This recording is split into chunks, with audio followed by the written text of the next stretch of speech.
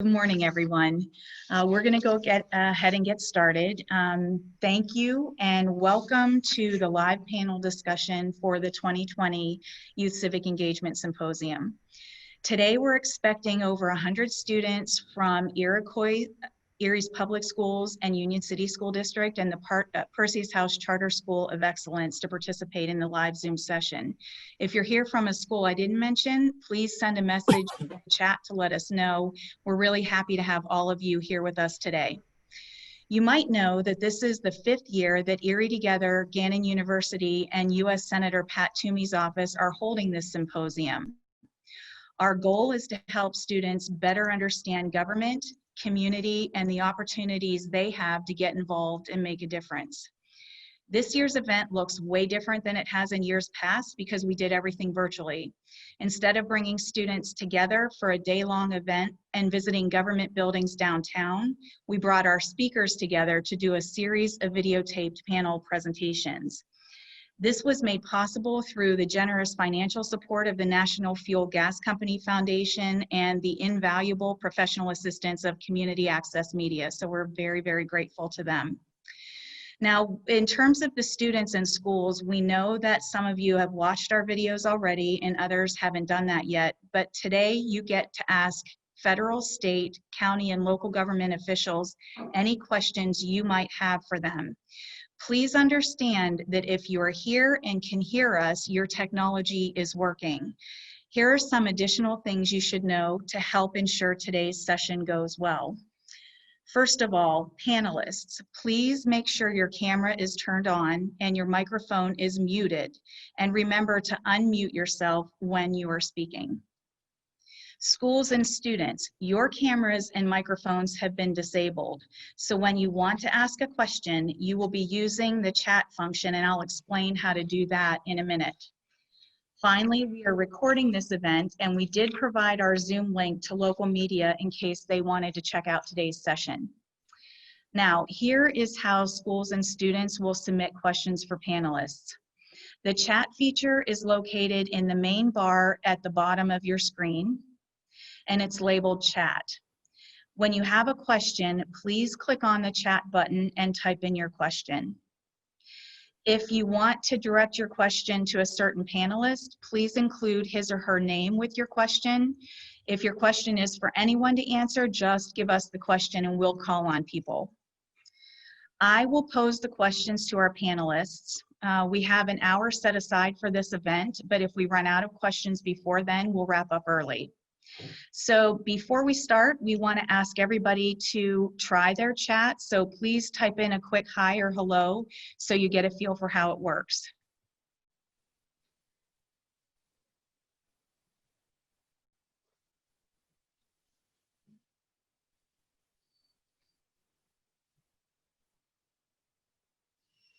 Okay, so now we're going to go ahead and get started with the program, and I'd like to start by having our panelists introduce themselves. Panelists, what we'd like you to do is give your name and your position, and I will call on each one of you individually just so that we can sort of keep some order to this. I am going to start with Tim Butler. Good morning to everyone. Thank you for having me today. I am the District Director for Congressman Mike Kelly. Thanks, Tim. Todd Carlson. Thank you for having me. I'm an inspector with the Department of Homeland Security, Federal Protective Service. Thanks, Todd. Kathy Dahlkemper. Good morning, and it's great to be with you. I am Kathy Dahlkemper. I'm the Erie County Executive. Thanks, Kathy. Pat Gerline. Morning, Mary. Thanks for having me. My name is Patrick Gerline. I'm the Borough Manager for the Borough of Northeast. Thank you. Judge Lanzillo. Good morning, Mary. Good morning, everyone. My name is Rich Lanzillo, and I'm the United States Magistrate Judge for the Erie Division of the Western District of Pennsylvania. Thank you. Senator Laughlin.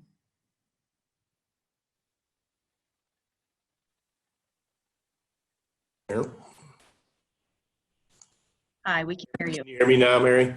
Yep. Okay, I was having trouble unmuting there.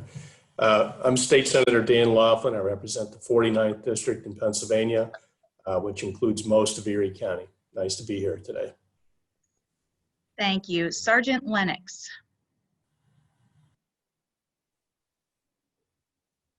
He's not on yet. Okay. Captain Littlejohn. Good morning, everybody. I'm Captain Lexia Littlejohn, and I'm the commander of U.S. Coast Guard Sector Buffalo, and our AOR extends from Cleveland to Messina. Melissa Lyon. Good morning, Melissa Lyon. I'm the Public Health Director for Erie County Department of Health. Thank you. Brian McNulty. Good morning. My name is Brian McNulty. I'm the District Executive for PennDOT District 1, which covers the 6 counties in the northwest corner of Pennsylvania, including Erie. Thanks. Thank you. Dean Pepicello. Thank you, Mary. Hi, everyone. I'm Dean Pepicello. I am a Harbor Creek Township Supervisor. Thank you. Brenda Sandberg. Mary, my name is Brenda Sandberg, and I am the Executive Director of the Erie Western Pennsylvania Port Authority. Thank you. Doug Smith. Good morning, Mary and everyone. This is Doug Smith. I'm the Erie County Clerk, which is an administrative position for Erie County Council, your county legislators. Thank you. Janet Anderson.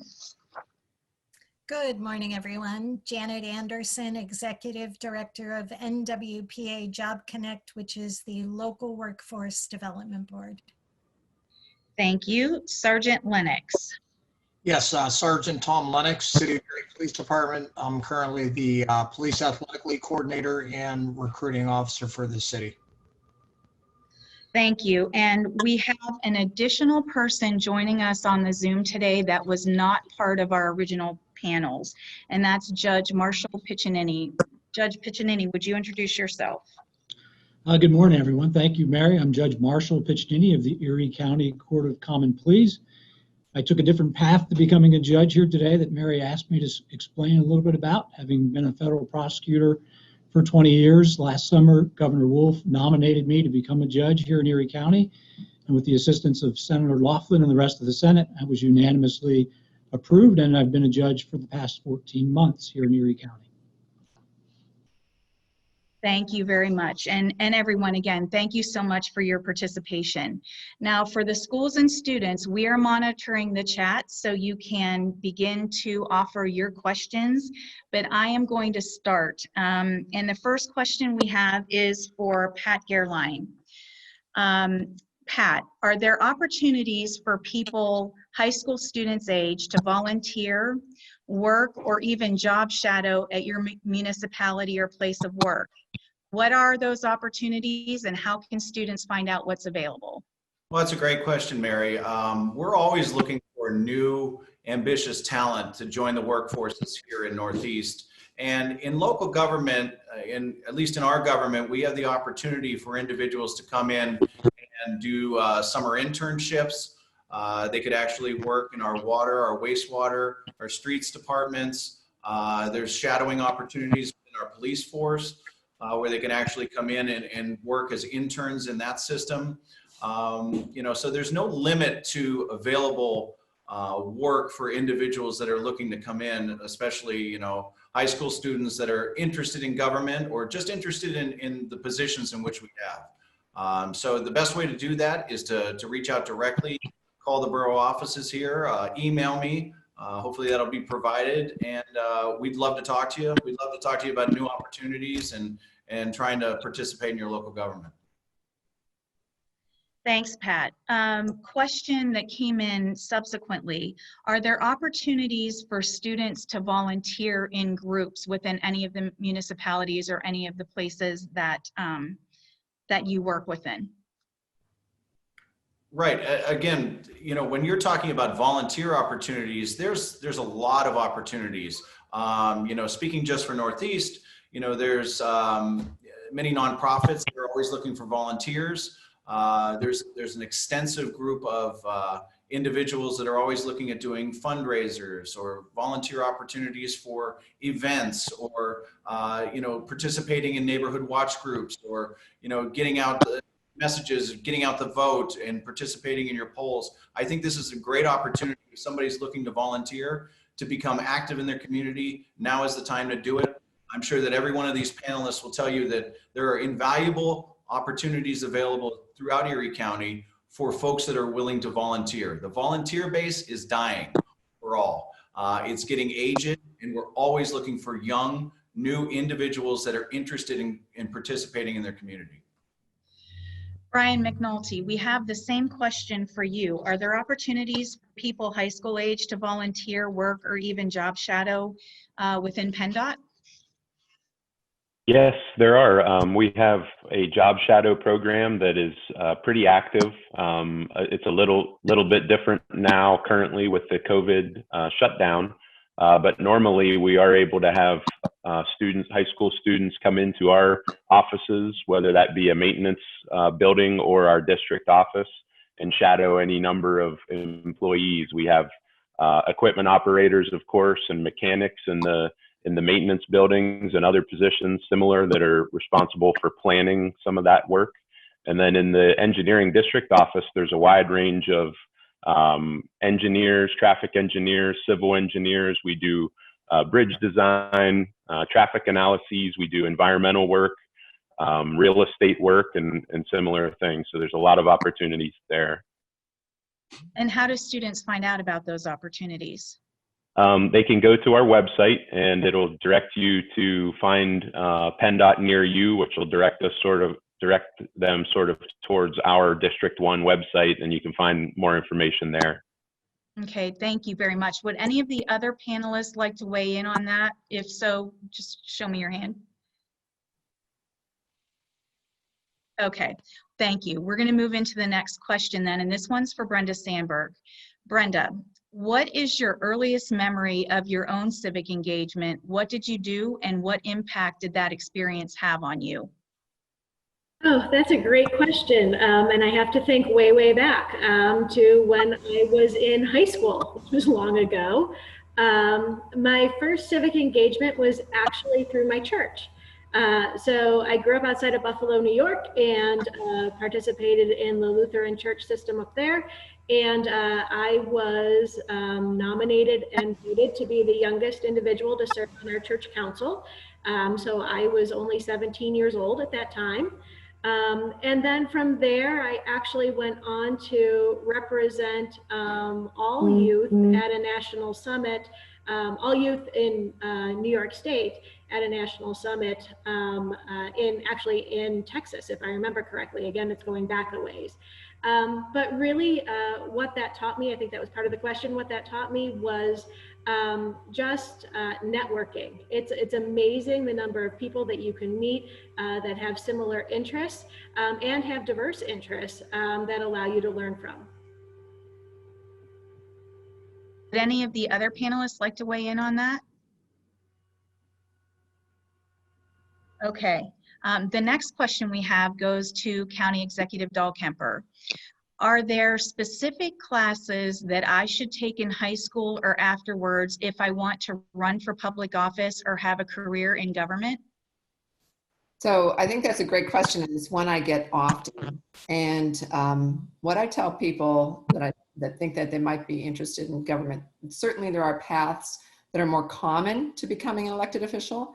But I think what we need mostly in elected officials is people who have a wide range of experiences and can understand sort of the overall, you're really looking at things often from that 30,000 foot view.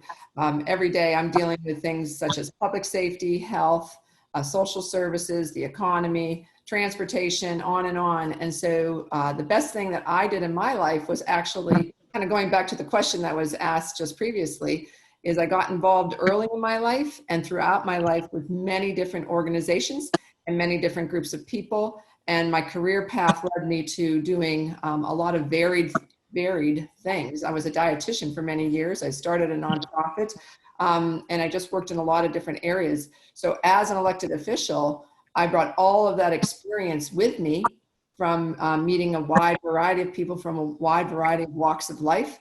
And I think it gives me a better understanding when I'm dealing with these myriad of issues. So yes, typically some people might go and get a degree in political science, or they might become a lawyer, or you might see some of those career paths chosen. But I actually think we need scientists, we need teachers, we need doctors, we need dietitians, we need business people, we need all of those people involved in government. And the more variety of experience that comes around the table when we're making decisions, whether it's on the local, state, or the federal level, the better we'll make decisions because we're looking at things from so many different viewpoints.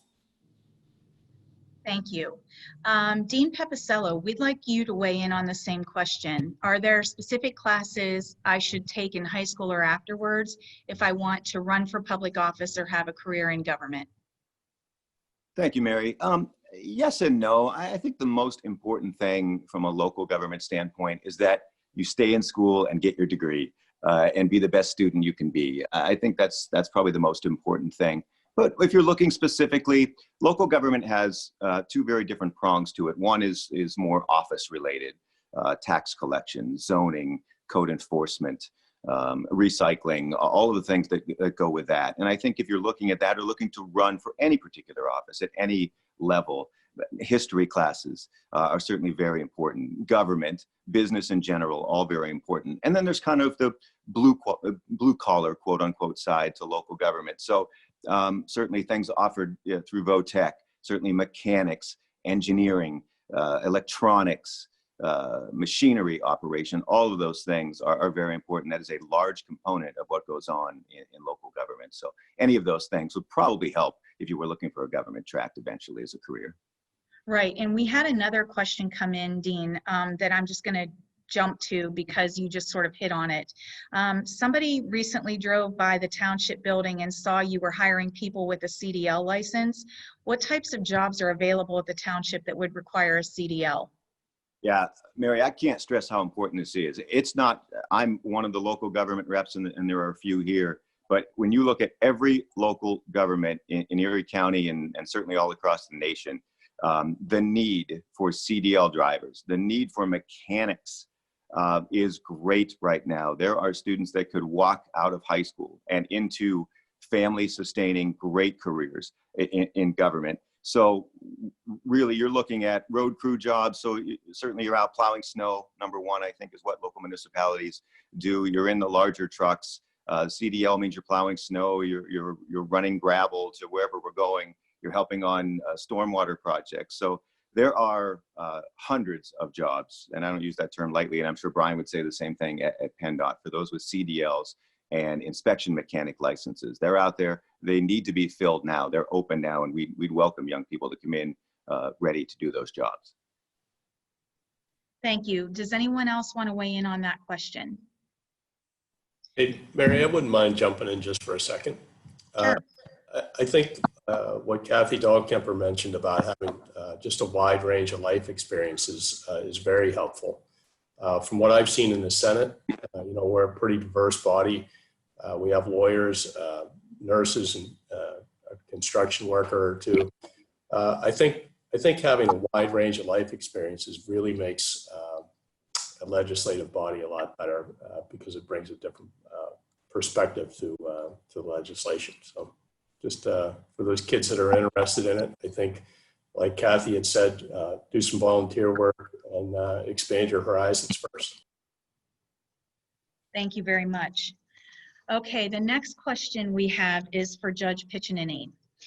You used to work for the federal government as an assistant U.S. attorney, and now you are a judge of the Erie County Court of Common Pleas. Can you explain the difference between the two and what was making that transition like? Well, thanks, Mary. It's a great question. When I worked for all those years as a prosecutor, my job was to be the lawyer on behalf of the United States government. And in the system, I was an advocate. My job was to be an advocate for the positions that we took for the United States. Most of my work was in the process of prosecuting people who had violated federal laws. Some folks might remember me from a case that I did many years ago, the collar bomb case. And so my job was to be an advocate, but my job as a prosecutor was always to do what I did in a fair and just fashion, not to seek convictions, but to seek justice in cases, and had a great career doing it. As a judge for the past 14 months, I'm now no longer an advocate. My job is to sit and hear from both sides. And it's been amazing to me in these 14 months to really recognize that judges need to be thoughtful and listen to everything that's said and make their decisions based upon the evidence in front of them. They don't make decisions about how they feel, and they don't take sides. And I think coming in, because I'd been a prosecutor for so many years, folks thought that that was my mindset and how I would do things in the courtroom. And they've seen very quickly that that's not the case. It's about doing what's right in the courtroom and now actually doing justice in the cases that are in front of me. In the family law realm, doing what's best for the kids, and in the criminal realm, doing what the law requires and what is just and proper. Thank you. Judge Lanzillo, the next question is for you. What are the most important qualities of a judge? Oh, that is a terrific question. It's also a very broad-based one, and I'll try not to monopolize everyone's time today. But objectivity, having an unbiased approach to everyone who comes before you, I think are the paramount considerations. I mean, as Judge Piccinini noted, our job here is not to advance the agenda cause of any particular party that is before us, but to do justice in accordance with the law. Having an open mind, being willing to consider matters that come before you after receiving all of the evidence, and not prejudging anything based upon the appearance of the party or what may seem to be the right outcome initially. A good judge will always listen completely to the evidence and the arguments of the parties before coming to any conclusion. I think those are critical attributes of a good judge, and ones I strive to follow every day. Thank you very much. Judge Piccinini, do you have anything you'd like to add to? Yeah, I agree with everything that Judge Lanzillo just said. And, you know, for me in the system, in life and in the community, when you hear things from one side, you need to recognize, and we see this in the courtroom all the time, that there are often two sides to every story. And until you've properly evaluated both sides, it's hard in the courtroom and it's hard in life to make the right decisions. And it's just been great for me to have the opportunity to do that every day that I walk into the courtroom. And you know, for Judge Lanzillo and I recognize that every time somebody walks into my courtroom, this is one of the most important days in their lives. And sometimes they just want to be heard, and the court has to be open to them so that their views and their concerns can be heard. And I find that even if they disagree with your decision, as long as they had the opportunity to say what they needed to say in the courtroom, they leave satisfied and with a sense that fairness is what they experienced. Thank you. Sergeant Lenox, this question is for you. What are some of the steps I can take to begin a career in law enforcement right out of high school? And you're muted. Apologize, can you hear me now? Yes. Yeah, actually, there are a couple different options. I know particularly for the city of Erie, you got to be, well, actually in the state of Pennsylvania, you have to be 21 years of age to actually become Act 120 certified, which is a fancy way of saying that you've got to, in order to go through the academy to become a sworn police officer, you got to be the age of 21. But my conversation that I have with most high school kids, particularly ones that aren't really interested in going to college to get a 4-year degree, I really try to emphasize, if they're not sure on college, possibly the quickest route would be maybe to go right into the military, because what that does for you after serving 4 years in the military, which puts them in the range of 21, 22 years old upon exit, they will be afforded the opportunity to get 10 preferential vet points, which would be applicable for any civil service test that they take. We hire a lot of individuals or a lot of officers within our department that also have a 4-year degree. They have a bachelor's degree. I know a lot of police departments across the state of Pennsylvania, they mandate that you have at least 60 college credits. But if you're fresh out of high school, you're graduating, you know, the challenge for me, I know, is that 18 to 21-year-old, you know, that 3-year window, you know, what are you really going to do in that 3-year window as you're, you know, partaking on that journey to be a police officer? So, you know, my best advice, and I think all the panelists have said this, I mean, if you're unsure of where you want to go in government, local government, state or federal, I mean, I would recommend, even in police work, you know, come to a ride along.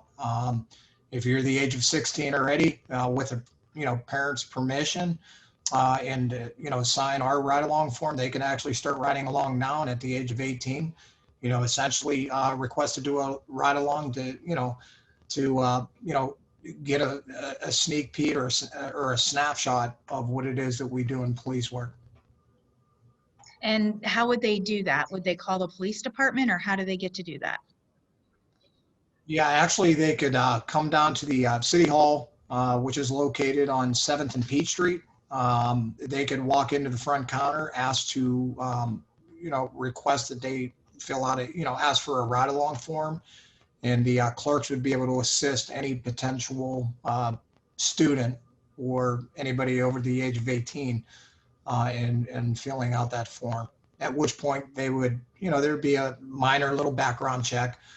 And then after the background check is conducted, then they would be assigned, you know, contact would be made with that individual to work out schedules and see what would be a good time for them to come in and ride along with an officer. Okay, so I'm going to ask one more follow-up based on your background check statement. To become a police officer, is there anything that would preclude you from doing that in your background? Yeah, I mean, there are offenses.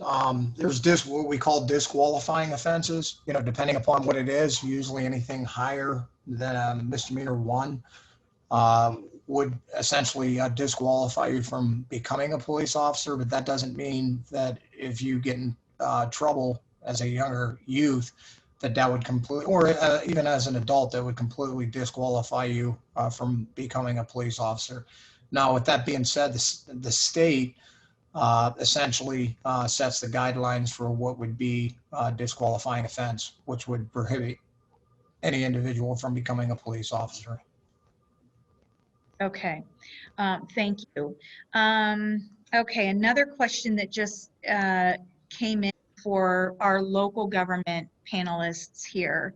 How can you help young people get more involved in our community? So Pat, Dean, who else is on here? County Executive. Mary, I can speak to that first, I guess, if you'd like. I think there's so many different ways that you can get involved locally. There are lots of organizations. I'll just take last weekend for an example. There was the Coastal Cleanup, or maybe it was 2 weekends ago, the Coastal Cleanup, which stretched from Ohio to New York, all within the Lake Erie watershed. Lots of people came out for that, are needed for that type of a focus that's helping out our community as a whole. We have the Summer Jobs and More program, Summer Jams as we call it, and that's a great way for students to have a job for the summer and learn something new about their community. And many of the entities that actually hire the students and take them on to work are places like Gannon University and our local hospitals and our local governments. So you could potentially say, I'd like to have something that's more connected to the community from a government standpoint or from a healthcare standpoint or whatever that student is interested in. And I think it's a really good opportunity to get into a job for the summer and see if that fits what you're thinking of doing in the long run. Right now, we're in the middle of an election, and we have an election every single year. Next year is local elections. There are candidates on both sides of the aisle who are always looking for volunteers to come and help them run, be part of that campaign. And for those students who think you might want to go into politics someday and run for office, working on someone else's campaign is probably the best way to get your feet wet and see if it's something that you would like to do. And you'll really learn so much about your community when you work for a campaign. It's amazing what you learn about yourself and about your community. So those are just some of the quick ways. And I'll go back to Brenda's first answer. If you are active in your church usually has lots of opportunities for maybe you to volunteer also and get involved in different aspects of helping out the community, whether it be with a food pantry, or right now a lot of our churches are looking at getting volunteers to help out with the overflow shelter for the homeless as we get into winter. And particularly right now, a lot of older people who have worked those shelters don't really want to do it because of COVID-19, but we know younger people are at less risk. So they're going to be looking for more volunteers. So look into those opportunities. We need young people to get involved right now. Thank you. Thanks. County Executive, one other question about what you said. How do kids find out about summer jobs and more? Well, we reach out to every school district, but that usually comes up in maybe about March or April. So you can check the county's website at eriecountypa.gov and just type in Summer Jam, JAM, and the information will come up. And also check with your school guidance counselor. Okay, thank you very much. Captain Littlejohn, I'm going to move to you. We have a question here that says, I'm thinking about joining the armed forces, and I know my next step is to talk to a recruiter. What types of questions can I expect? From the recruiter, I would say they would ask you about your high school record, your grades, any community service activities that you've been involved in. They kind of want to see what kind of person you are. Are you a person that wants to serve the community, wants to serve your country? So I think those would be the type of questions you could expect. But I think the armed services right now are looking for people.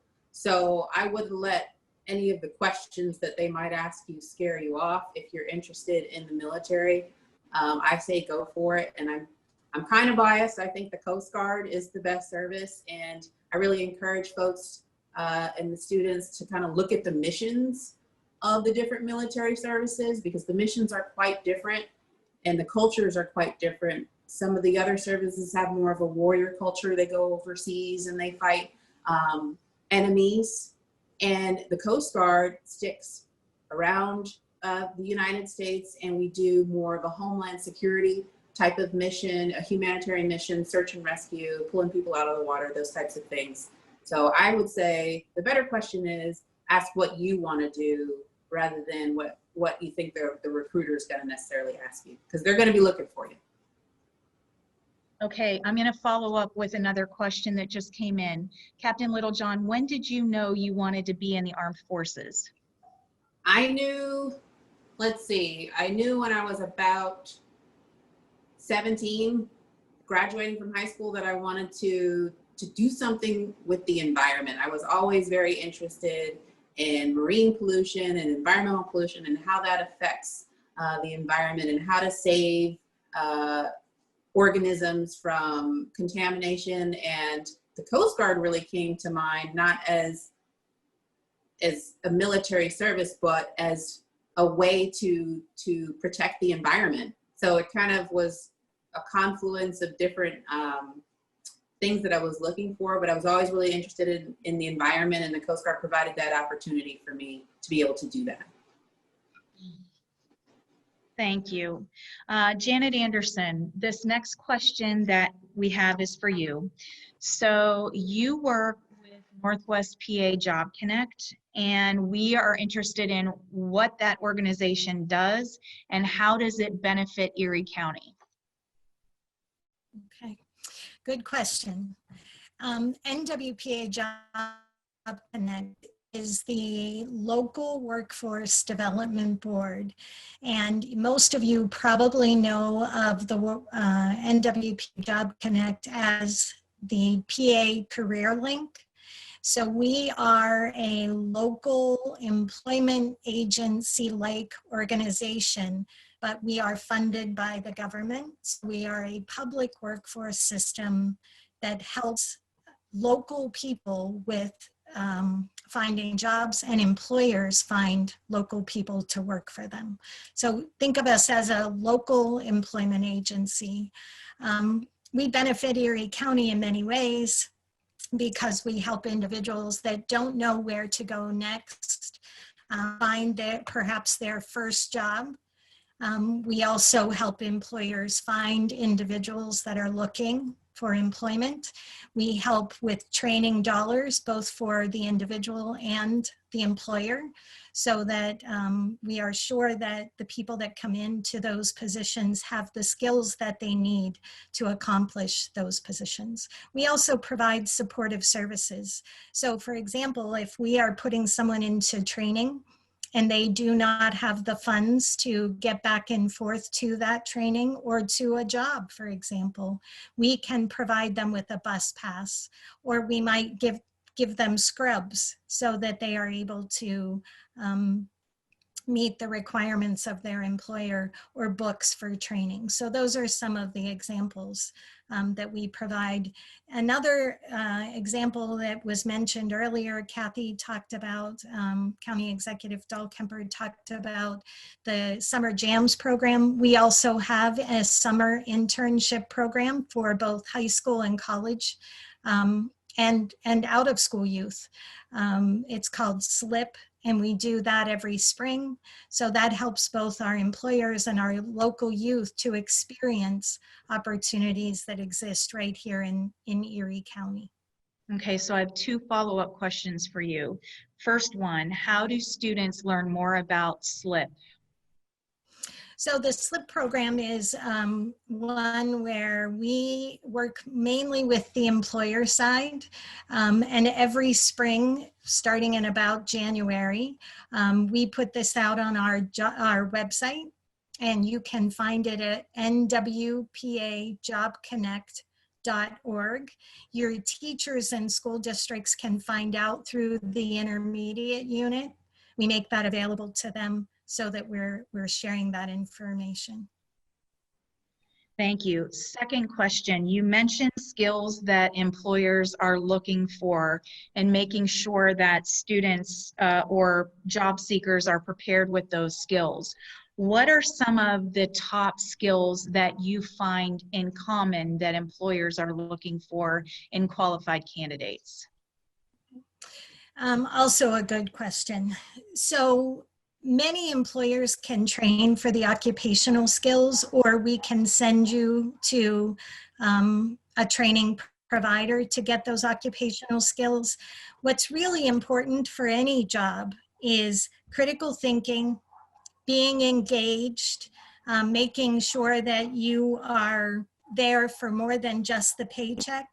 You know, it's really critical that you understand what your employer is doing and why, and how you play an important role in that, and make suggestions on how you can improve that process. Communication. I have not talked to a single employer that has not said communication is key, and that includes more than texting. For all of you in school, that includes talking, being able to stand up in front of a room and speak. It also means reading and comprehending what you're reading, and listening. Listening skills are really important. And then work experience. And we've talked a lot today about those different opportunities that are available to you. Knowing what you like and having those experiences will really improve your opportunities in your job. So participate in sports, participate in clubs, learn leadership while you're in school, so that when you get out, you have those skills already firmly in hand. You know, Sergeant Lennox talked about the ride along. If you think that's a direction you want to go, take advantage of that. Take advantage of shadow opportunities. There are people in the community that are willing to allow you to shadow, and don't follow what your friends are doing. Think about what is important to you. And all of those things are really important skills. The other thing I would say is show up to work on time every day. Stay there. We had an example this summer of an intern in our SLIP program that came to work, did their first couple of weeks, went away, and didn't say anything. The employer thought that they were never coming back. The following week they showed up and they said, "Where'd you go?" And the individual said, "My parents took me on vacation."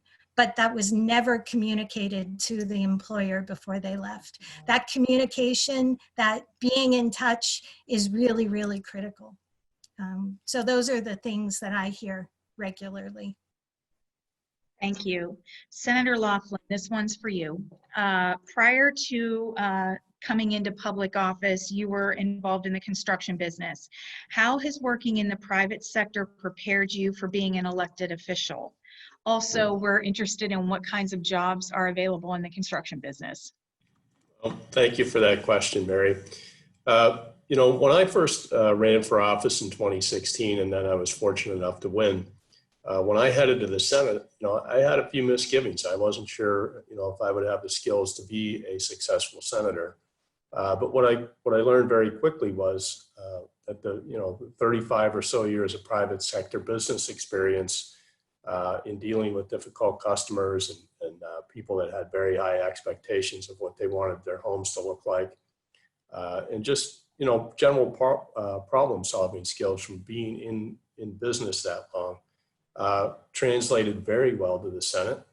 You know, it's not so much about what we do on a technical level in the Senate. It's more about people skills and interpersonal relationships. So I transitioned, I think, very well to that in a very quick time frame. Now, the second part of that question, you know, in talking to other construction people that I know, obviously, there is a huge shortage of young people that are coming up through the ranks, coming out of high school that want to go into construction. And also what Dean Papacello had said, you know, there is a lot of blue collar jobs that are going to go unfilled if kids don't want to get involved in that. I think college is a great path for a lot of people, but there are wonderful opportunities out there right now in the blue collar trades, plumbing, electrical, construction, truck driving, all of it. And those are family sustaining jobs that I think a lot of kids that perhaps don't want to pursue the college path would be a wonderful path for them. Thank you. This question is from Melissa Lyon. Melissa, first of all, it's actually two questions. The first question that we have is, how can we get more health tips, especially right now during the pandemic?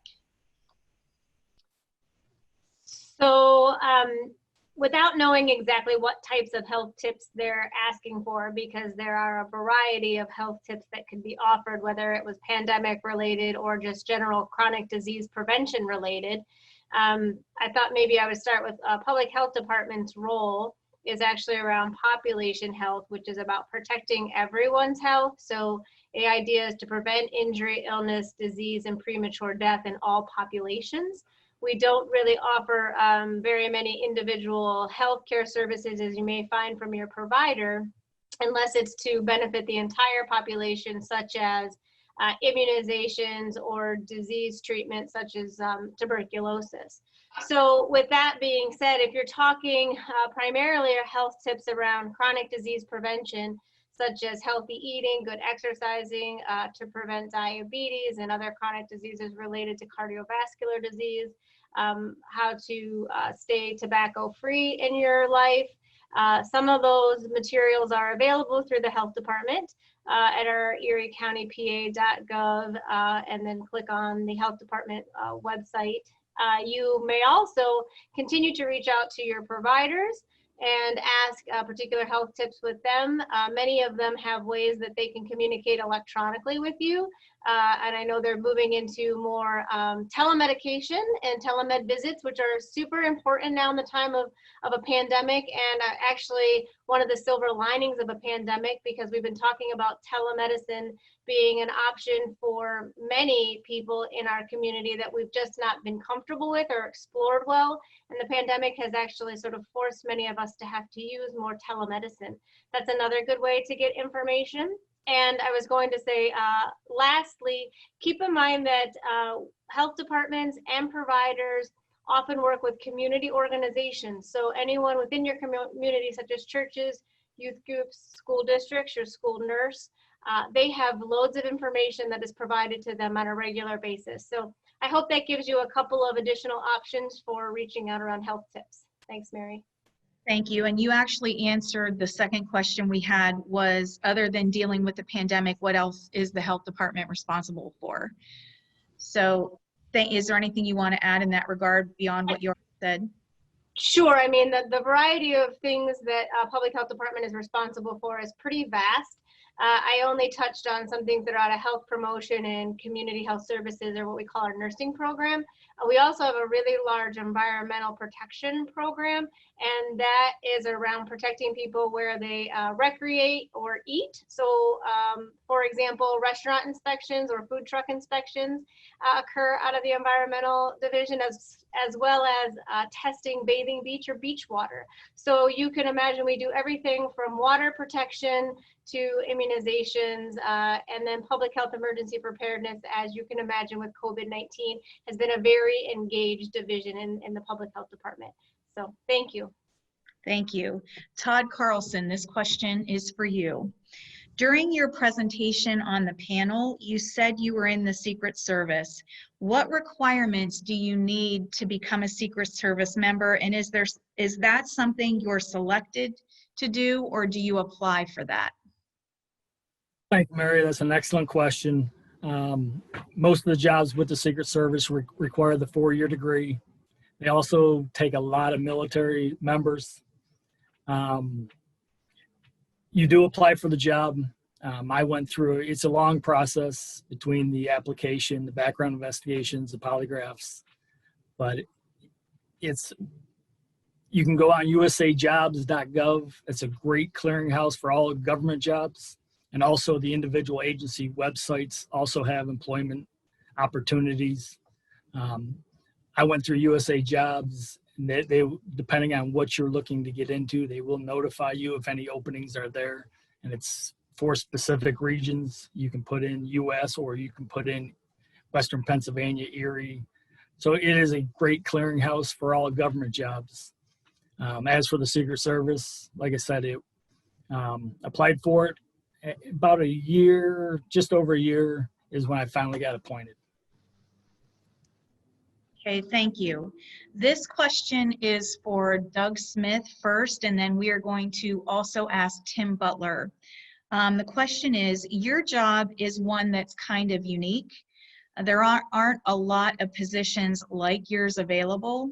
How did you even find out about your job, and what are your favorite parts of your job? So let's start with Doug. Thank you for that question, Mary.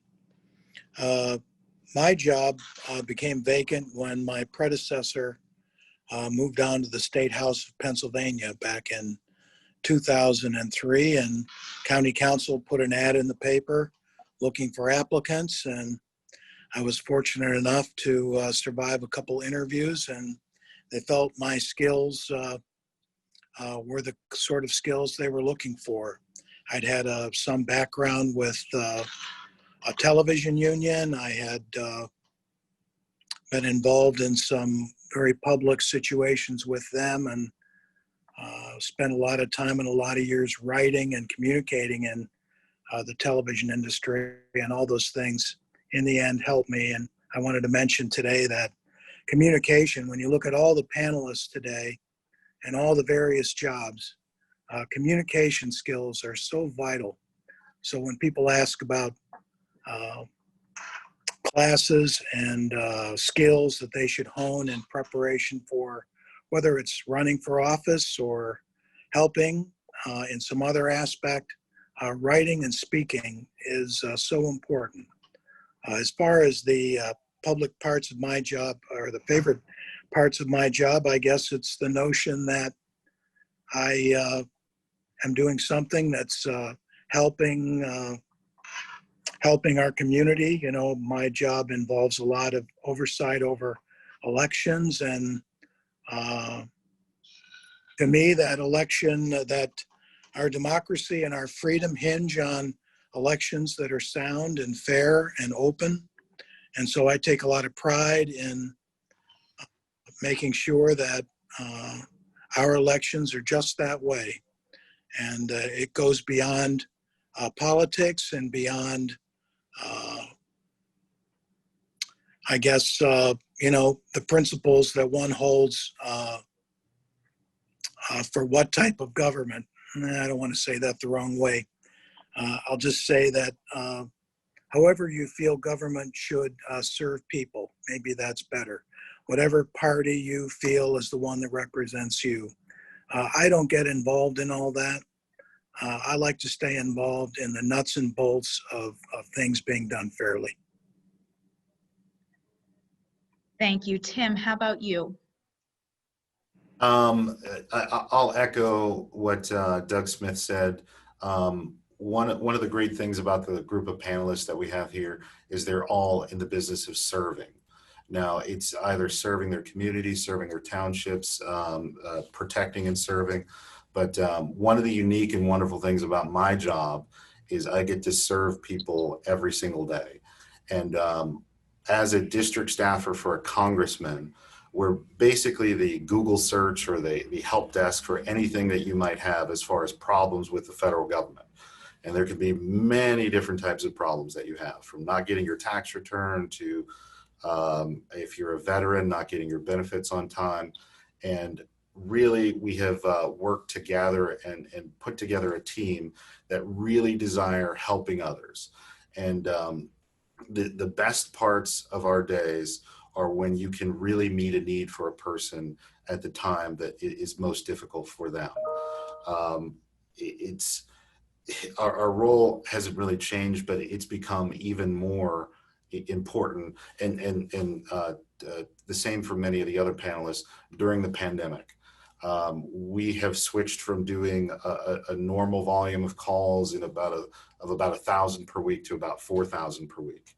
And each of those calls is an individual, a family, a person that is usually at their wit's end. For the most part, when a person reaches out to a congressional office or a Senate office, it's not typically the first thing that they think of. So they've tried many other options, they've reached out on many other fronts, and they still haven't found help. So you get people sort of at the end of trying to figure out if there's anybody out there to help them. So we're able to usually swoop in and help out with a situation and resolve it in a lot of times quicker than they would be able to do it on their own. Thank you. Okay, so we are, it looks like we have about 3 questions left right now in case unless any additional ones come in. So this question was posed to the judges and anyone within the local government realm, and anyone else, I guess, who can weigh in, but that's who was noted. So what is your view on peaceful protests, and how can we keep those protests peaceful? So I'm looking at the judges, I'm looking at Sergeant Lenox, I'm looking at any of the local government officials. Who wants to weigh in on this? Go like this. Well, I'll jump in on that. Hi, Mary. Mary, it's Judge Lanzillo. I'll jump in on that because that is an extraordinarily important question in the current environment. And the right to peaceful protest is fundamental to our constitutional rights. As with all rights, there are responsibilities, and that's where the peaceful part of that equation comes into play. Our First Amendment guarantees the right of assembly and to protest. At the same time, people have a right to have their property protected, and everyone has an obligation to follow the laws in expressing themselves. That can sometimes be a very difficult balance to strike, and when you cross the line from peaceful protest to illegal conduct, at times can seem blurry. But there is a line, and it's one that has to be maintained.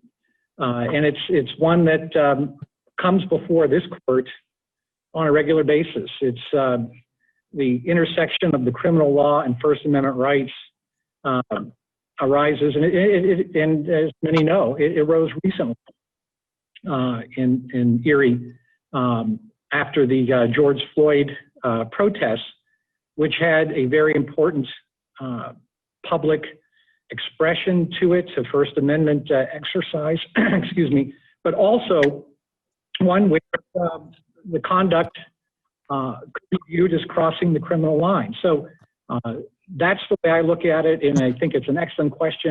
Applaud the person who raised it. I'm sure that my colleague on the bench and others would have some thoughts on it as well. Thank you. Judge Piccinini?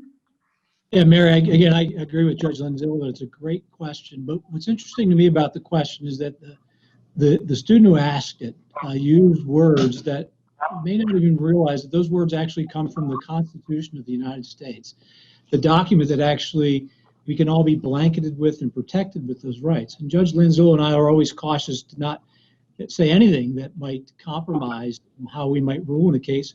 But this question comes directly out of the First Amendment, which precludes the Congress from passing any law prohibiting the right of people peaceably to assemble.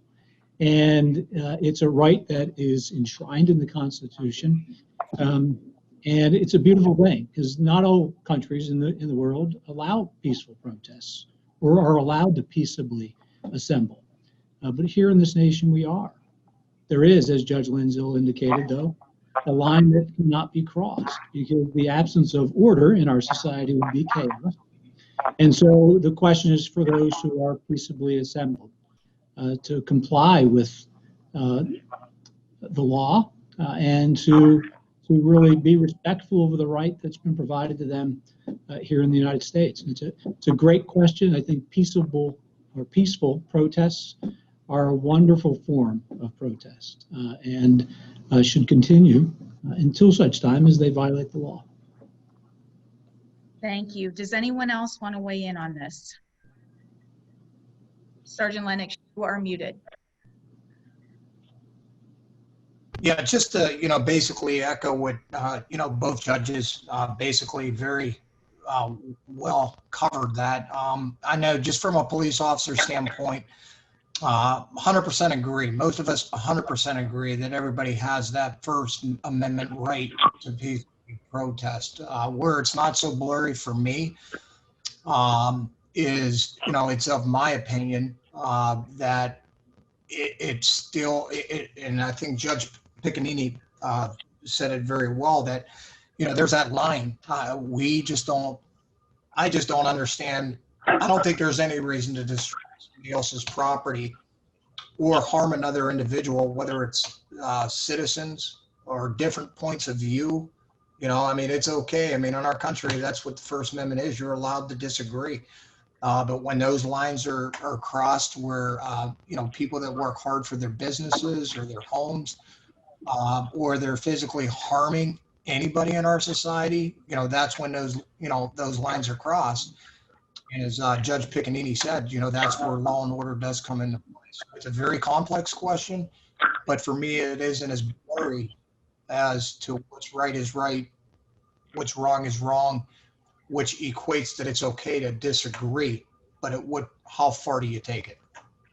Okay. All right, thank you. So we have about 2 minutes left. And so I'm going to pose this last question to all of the panelists, and I'm going to call on you. And what we're looking for here is, what is your favorite part of public service? Just a word or two. What's your favorite part of public service? I'm going to call you in the order you appear on my screen. So I'm going to start with Captain Littlejohn. It's hard to put it into a word or two, but I met with an individual that we pulled out of the water. This gentleman was in the water for 8 hours, and the boat crew was able to find him, and he came and met with the crew and myself. And that was the best part of public service, is getting to interact with those people that you save out on the water or that you save out on a mission. And it's bringing people back home to their families. Thank you. Todd Carlson. I would say it's working with the community. It's Thank just you. I didn't mean to cut you off. It's just an honor to be able to work with the community. Thank you. Tim Butler. If I can say it again, the best part is being able to help people. One of the examples of this was a mother or a daughter of a World War II veteran who called us in tears about not being able to afford the care for her father. About a month after she had first reached out to us, she called us and said, I'm not sure, but there's $380,000 in my account from the Department of Veteran Affairs. Why is it there? And we were able to let her know that it's monies for cares for your father, and that's only half of what you're supposed to be getting. So good things like that happen all the time. Thank you. Dean Pepicello. A couple of quick things. It's making your community better for generations to come. That's so rewarding, and no 2 days are alike. Thank you. Brenda Sandberg. Well, there's not much left on the table, but my thought was exactly what Dean just said. It was a combination of no 2 days are alike and the hope that you're leaving the community better than you found it. Thank you. County Executive Dahlkemper. I'm going to say ditto to Dean and ditto to Brenda. It's really about the people and knowing you're helping to improve their lives. Thank you. Judge Lanzillo. It's the opportunity to engage with the public and the community while working towards doing justice within the bounds of our laws. Thank you. Melissa Lyon. Knowing that we are saving lives. Thank you. Judge Piccinini. You're muted. Helping people, solving problems, and giving back. Thank you. Brian McNulty. Making people safer. Thank you. Janet Anderson. Improving lives. Thank you. Doug Smith. Having a purpose. Thank you. Sergeant Lennox. Everybody answered all of mine, but basically, for me, it's sacrifice. Everybody that's on this panel will agree that in order to do anything inside of the community, it takes a high level of sacrifice and that willingness to help people and make the community better than what it was. So, thank you. Pat. I would say that Tip O'Neill said that all politics are local, and the idea of creating incremental change is the most poignant part of my job. Thank you. And I think I've hit all the panelists now. So in closing, I just want to thank all of the panelists and all the schools and students for participating in today's discussion. We hope you've enjoyed this year's videos and today's session as well. If you have any feedback for us, please email me at mary@erietogether.org so we can consider your input as we plan next year's event. And I can't thank you enough. We really appreciated having you here, and enjoy the rest of your day.